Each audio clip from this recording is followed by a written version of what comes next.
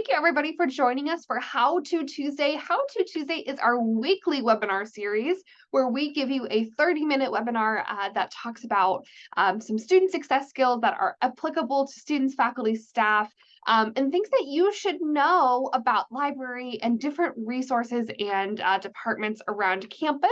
My name is Professor Camille Cook. I am your instruction hours librarian. And I'm here to talk to you a little bit today about a very highly requested topic for our How To Tuesday series, and that is our eBooks and streaming video services. These are two really highly utilized and highly anticipated resources that the library offers. A lot of times, if you are here on our Parkville campus, students come into our library and they're very surprised to see that we don't have a lot of physical books kind of just laying around in our library.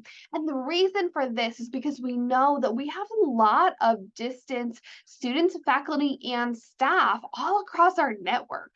And we really want to make sure that the resources we provide to students are accessible by all students. So that means any student, regardless of whether they're here on our Parkville campus, whether they're far away, whether they're overseas, right? And they'll never step foot on our campus, whether they're a faculty member or staff, or if they're a student, we want our resources to be accessible. And so a lot of the resources we have are online versions, ebooks or streaming video. So we're going to walk through today, how do I find these resources? How can they help me in my research? I put in the chat a link to the Google Drive folder that has these slides as well as some links to various things that might be helpful, including 2 library guides that have direct links to our ebook collection as well as our streaming video collections.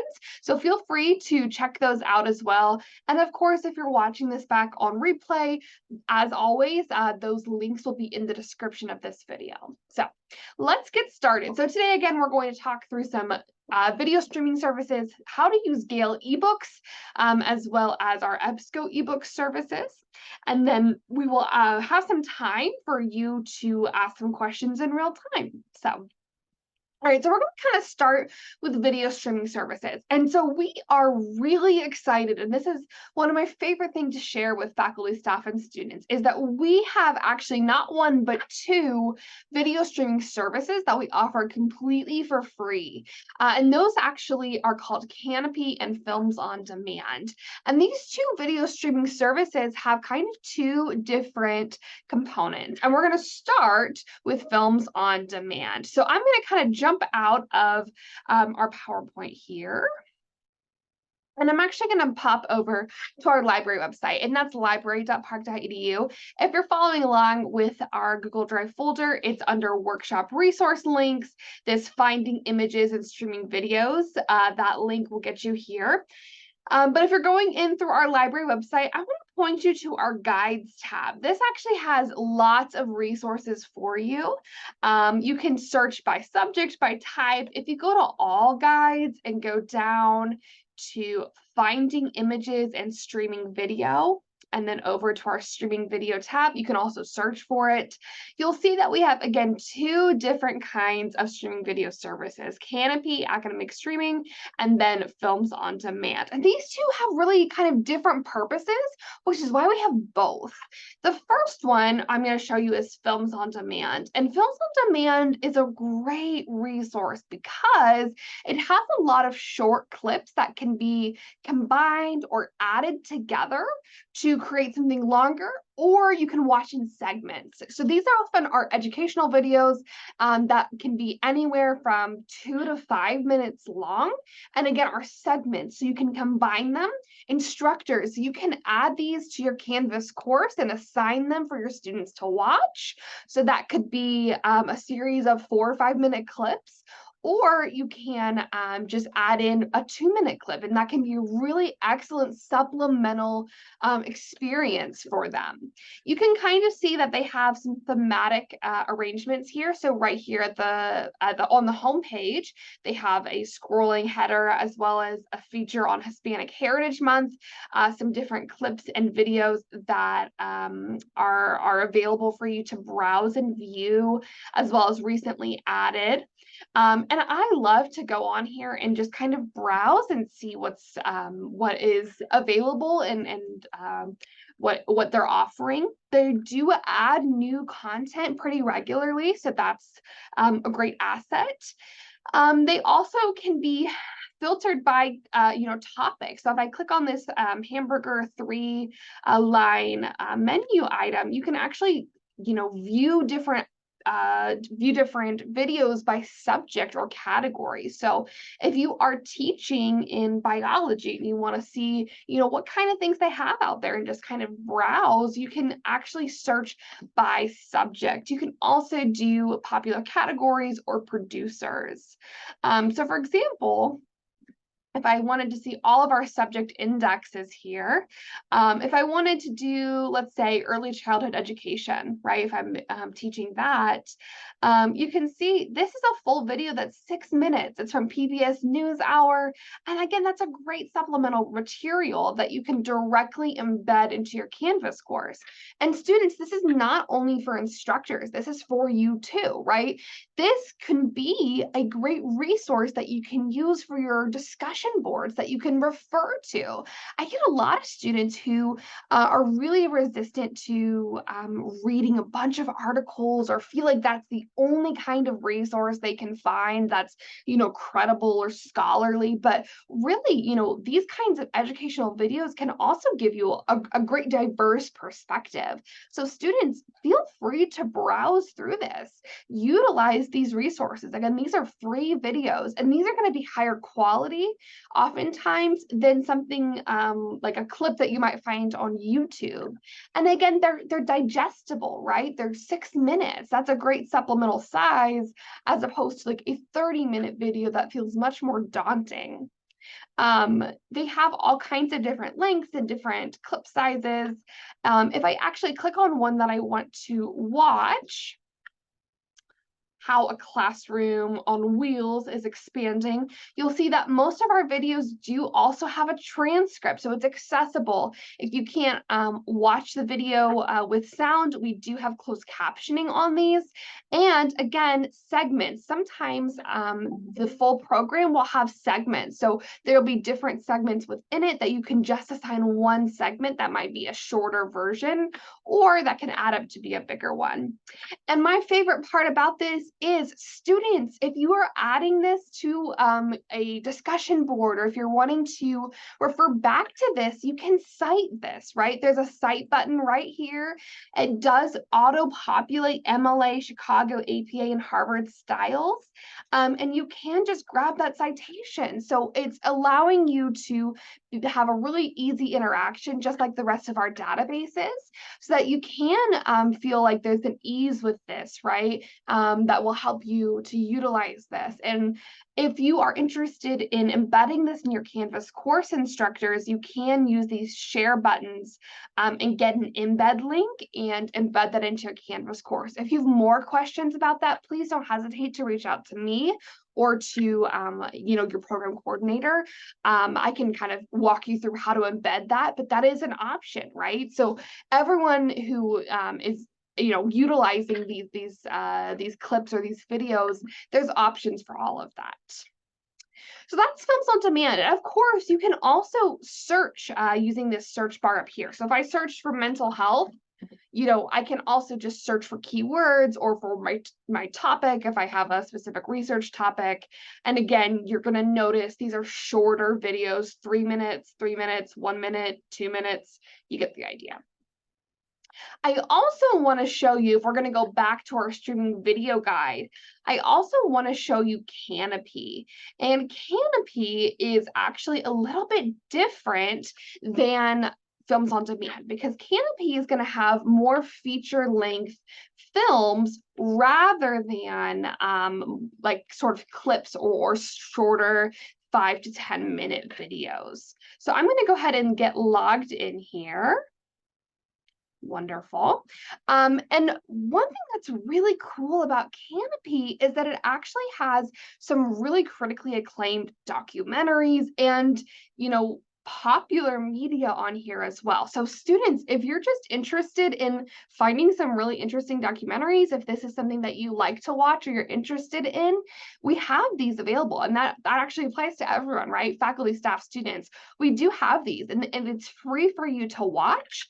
But also, these are great things to embed in classes, to show to your students, and we don't have to worry about copyright, right? Because we all have an institutional access to this.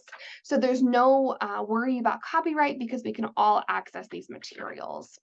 And Kanopy works a similar way as Films on Demand, in that you can just kind of browse here. We've recently shown different movies from Kanopy. They have things from PBS. They have things from all kinds of different directors and different studios and different film companies. You can also browse, right? So if I click on browse, I can actually see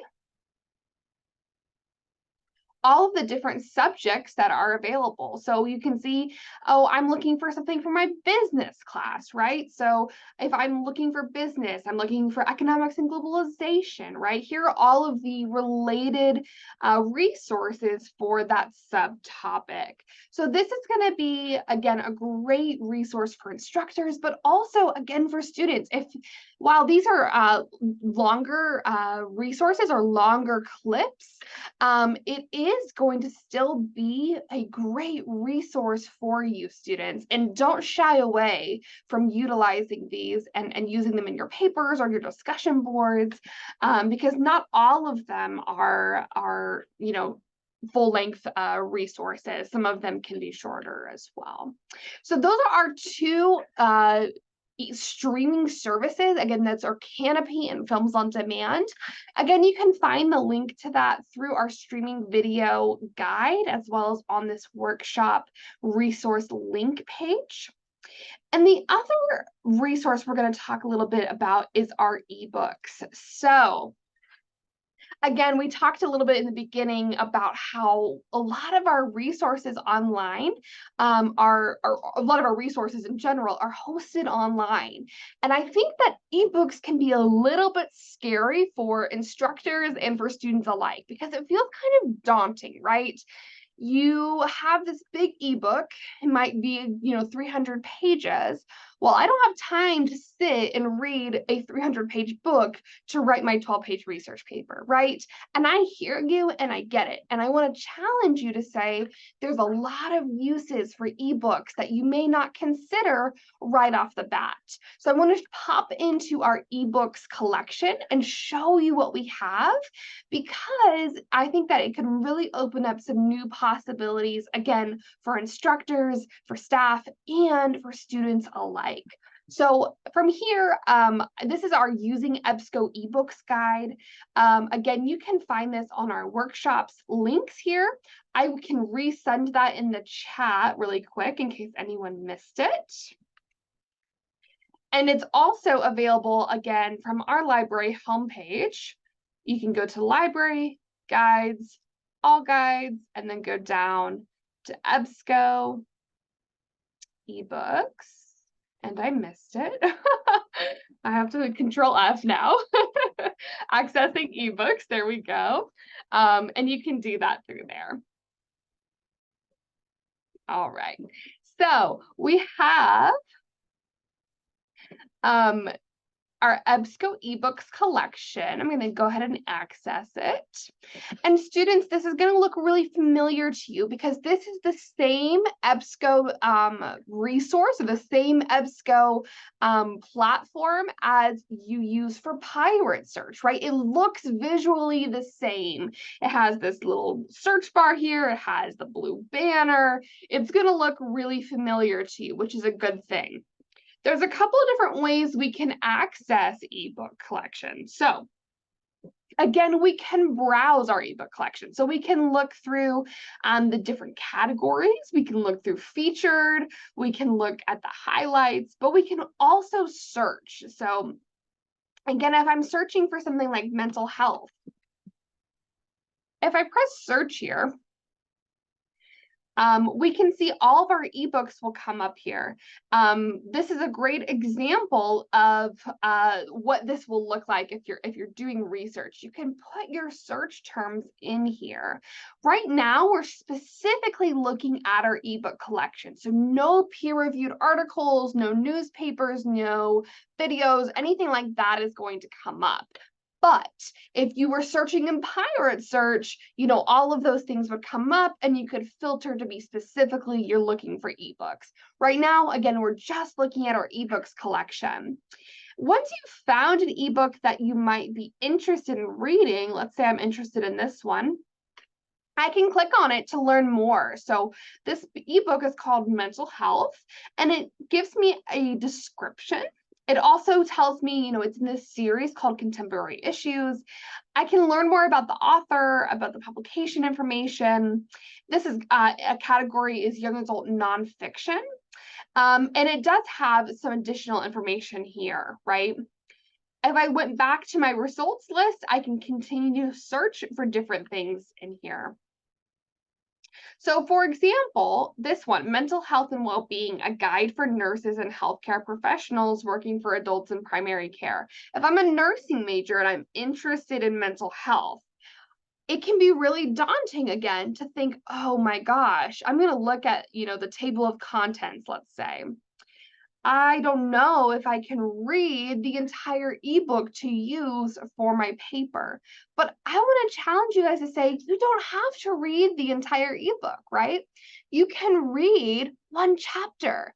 And by skimming through our table of contents, right, you can see, oh, I'm actually really interested in learning about learning disabilities. And you can just read the 10 pages of this chapter, which would be really equitable to the length of an article or a chapter in your textbook, right?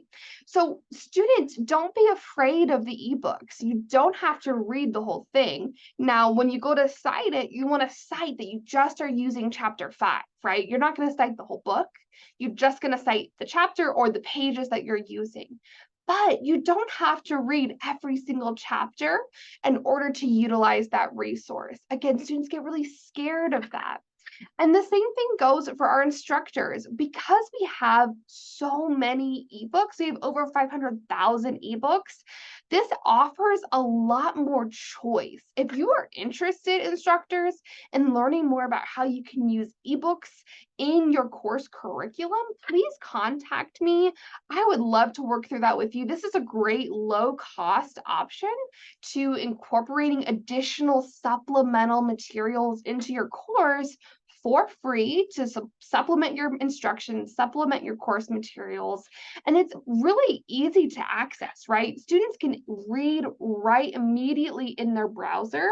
They can also download it or add it to an e-reader, but mostly they can just, read it right here in their browser. They can also skip around, right? I can go directly to chapter 2, or I can go directly to page, let's say 54. This can really add to ease of access for utilizing these ebooks. And again, there's all of the features we know and love about EBSCO on here. So we have all of our tools. We can add our citation in, or we can grab our citation. So students, if you're going to use one chapter, remember, we can grab our citation and put in that we're using chapter 5 and add it to our citation. We can add this to our Google Drive or add, print out the record, right? All of the features that we use with EBSCO or Pirate Search, we can also use with our EBSCO ebook collection. So this is a really great asset to utilize as you begin to think about how you can expand your search skills. And one thing to know is that when you're searching in any of our databases, eBooks automatically filter in. So unless you're excluding them from your search, you're going to see eBooks pop up. So you don't have to specifically go into our ebook collection in order to see those in your search results. Any of our EBSCO databases, so Academic Search Premier, Pirate Search, let's see, Psych Info, right? APA, all of those are going to have all of our collections, our journals, and our ebooks that are related to the subject. All of those are going to have ebooks that filter into them. If you're looking for our most comprehensive search, again, that's Pirate Search. Pirate Search is our discovery search. So it actually goes through and it pulls everything from every database, including our ebooks. So all this to say, you don't have to go directly into here, but this is a great way to browse, right? I can go in and I can say, oh, I'm looking again for education. What books, ebooks do they have on education? Oh, look, Success After Tenure, Supporting Mid-Career Faculty, right? Early computer science education, Identity, Power, and Prestige, multilingual education. So this is a great way to browse and learn more, but they have the search function, and again, you will be able to find our ebooks in multiple locations. Okay, I talked a lot. I gave a lot of information at you guys. I'm going to go back to our slides here, and I'm going to pull up my contact information. This has my maiden name on it, but it's still me.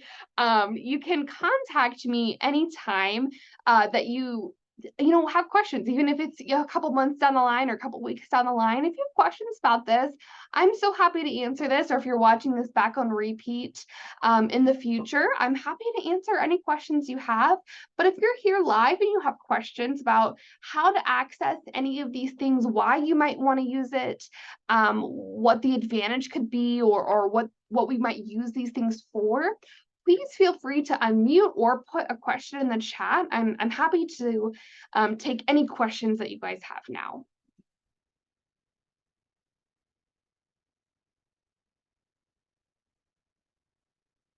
Camille, I have a quick question. Sure. Well, first of all, thank you so much.